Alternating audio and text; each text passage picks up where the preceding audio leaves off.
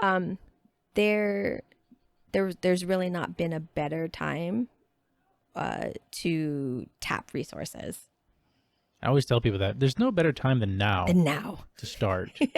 What was one of my favorite quotes? There's no better time than here. There's no better place than now.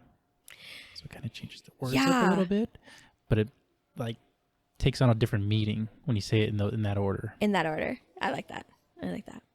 I also think too, this is the that there's also a time that, that presents itself, right? So opportunity. I'm huge on seizing opportunity.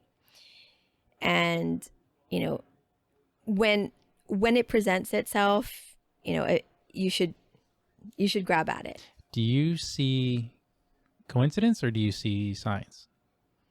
Oh, I see science in a manifest. Signs. Oh, science. Well, I see manifest destiny. I'm Right. a big manifest destiny person, right? So, if your mind thinks it, then you're going to constantly be looking for connections, right? So if you don't continue to permeate these thoughts in your mind, then you probably will miss things. And so if you do, and you have these thoughts, you have these goals, you have aspirations, you continue to think about them, you start to talk about them with other people will then connect with those things that connect to them. And one by one, those things start to create synergies and energies behind them themselves. And the snowball effect. Effect. We had it tonight, Yep. We were just talking about that off camera. Yeah. So, you shared a little piece of something and I said, oh my gosh, well, we definitely have to deep dive into that because we have an opportunity along those same lines, right? And for me to not see that as a sign and to see that, oh, it's just a coincidence and not gravitate towards that would, in my mind, be wrong. I should follow those signs and follow those connections and that synergy. Yeah, absolutely. That's how things work. And then I think you want to vet everything, right? Sure. Yeah, you want to at least have the opportunity. I always tell my kids this. Basically, business is the practice of everything you preach to your kids. Yeah. Go ahead and practice it, guys. Yeah. I would tell my kids that I want them to just have as many opportunities as possible. They don't have to take them, but to be able to have them, so you want to get an education so that you can choose between not working in your field and working in your field, right? Staying home and caring for children or, doing things in a career that, that you wanted to, that's more hobby oriented versus actually participating in that career. But you still have options, you still have mana'o,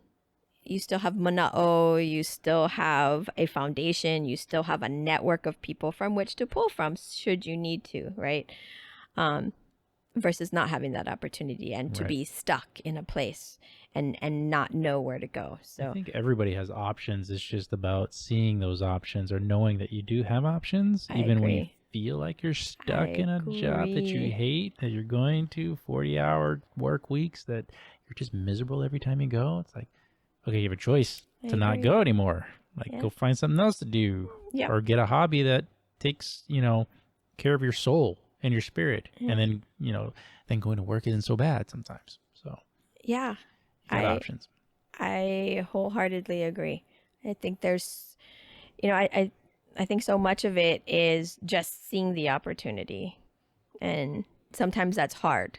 Sometimes it's hard, but a good way to practice that if you're not necessarily accustomed to just, being super optimistic and aware, right, is to find a group of people or even just one friend who tends to be very optimistic and see opportunity and have those conversations, you know, just kind of talk story through it, and get perspective. So perspective is huge, right? Yeah.